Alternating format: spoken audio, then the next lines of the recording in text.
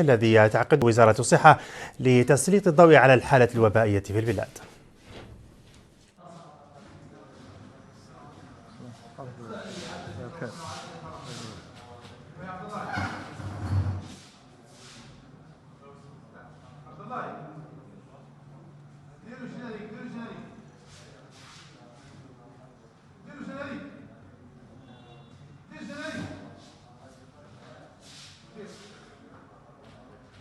بسم الله الرحمن الرحيم، والصلاة والسلام على أشرف المرسلين.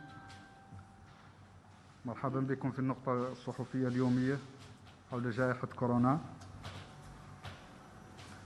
ونسجل فيها اليوم 170 حالة جديدة كلها مخالطين. كما نسجل 13 حالة شفاء،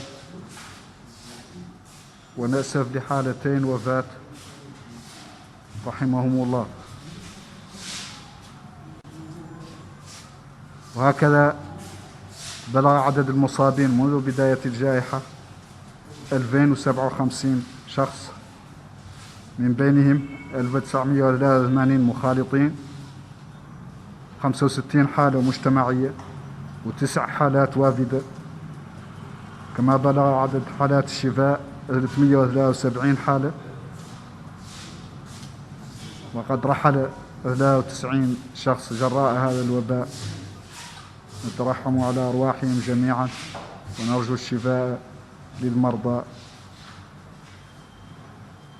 أما بالنسبة للحالات النشطة فهي اليوم 1591 حالة، من بينها 1403 بدون أعراض، و180 لديهم أعراض خفيفة، ولدينا اليوم 8 حالات خطرة.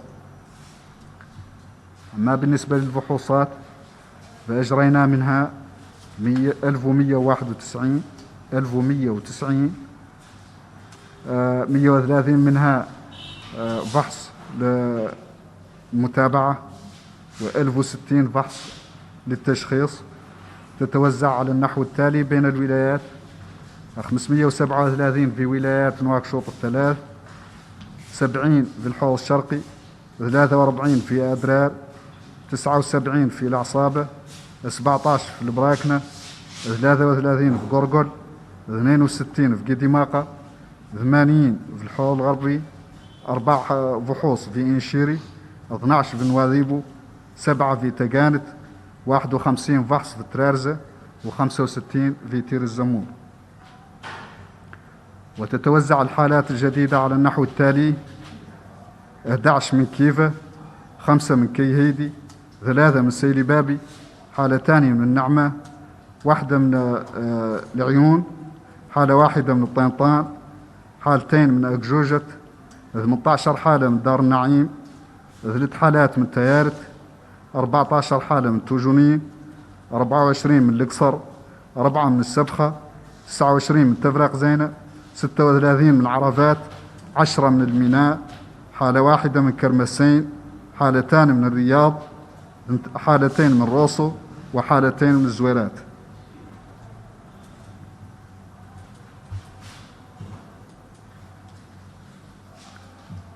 Chers citoyens, bienvenue au point de presse quotidien sur la situation du Covid dans notre pays, marqué ce jour par 170 cas, 170 nouveaux cas. Tous sont des cas contacts, et on a enregistré également 13 guérisons aujourd'hui, et on déplore 2 décès. Yarhamuhumullah. Ainsi, le nombre de cas a atteint depuis le début de la crise 2057 cas, dont 1983 cas contacts, 65 cas communautaires, 9 importés, et on a enregistré jusqu'ici 373 guérisons, et on déplore 93 parmi nos citoyens et parmi les hôtes de notre pays qui sont partis suite à cette maladie. نرجو الله أن يرحمهم جميعا.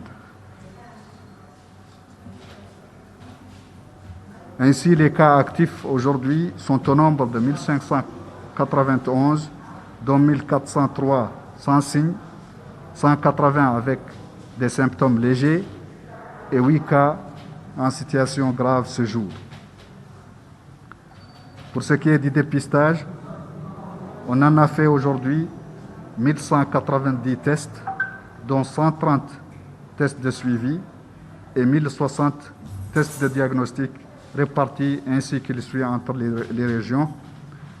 537 dans les 3 régions de Nouakchott, 43 en Adrer, 79 en Assaba, 17 au Brakna, 33 au Gorgol, 62 au Guidimaka, 80 au Hod Larbi, 4 d'Inchiri, 12 de Nouadhibou, 7 d'Itagan, 51 de Trerza et 65 de Tirzamou. Les nouveaux cas se répartissent comme suit: 11 cas à Kifa, 5 à Kayedi, 3 à Selibabi, 2 à Nema, 1 à Ayoun, 1 à Tintan, 2 à Gjoust, 18 à Darnaïm, 3 de Teret, 14 de Toujouni, 24 d'Iksar, 4 de Sebkha, 29 de Tevrak Zeyne, 36 d'Aravat, 10 d'Elmina, 2 de Riyad, 1 cas de Kermessin, 2 cas de Rosso et 2 cas de Zouerat.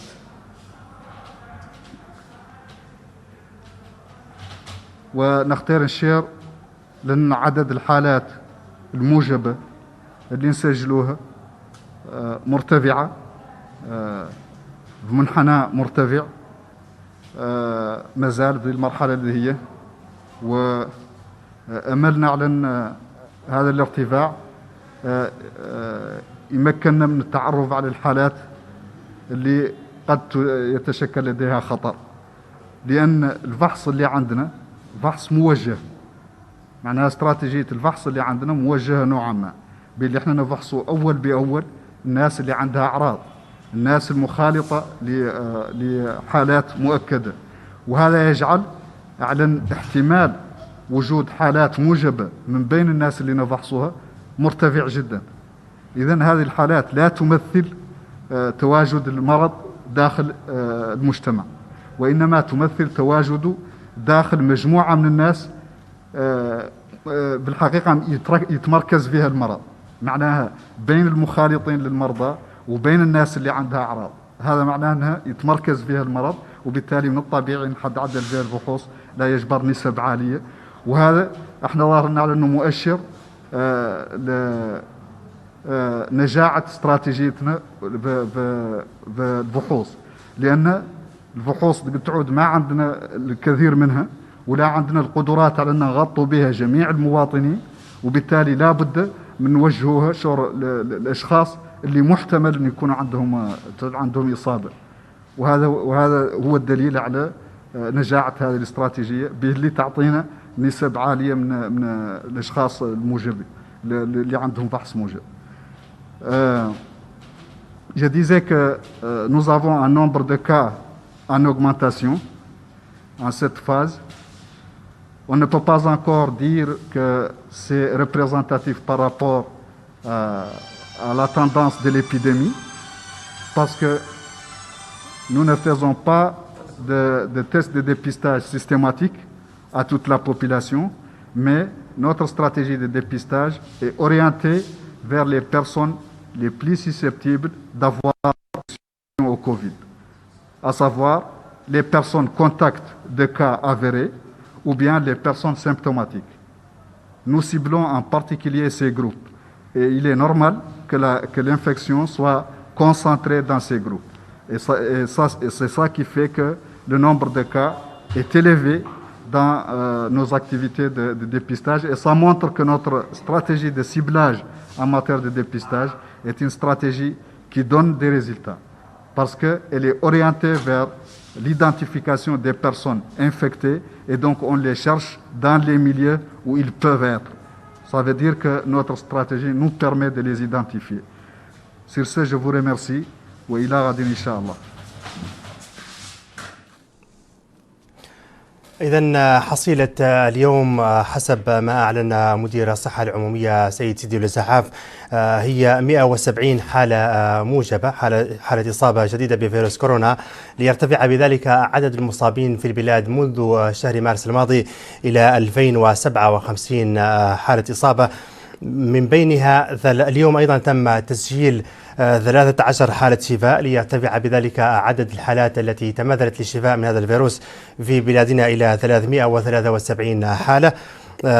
تم اليوم تسجيل حالتي وفاة، ليرتفع عدد الوفيات في البلاد بجراء فيروس كورونا منذ مارس الماضي إلى 93 حالة جديدة.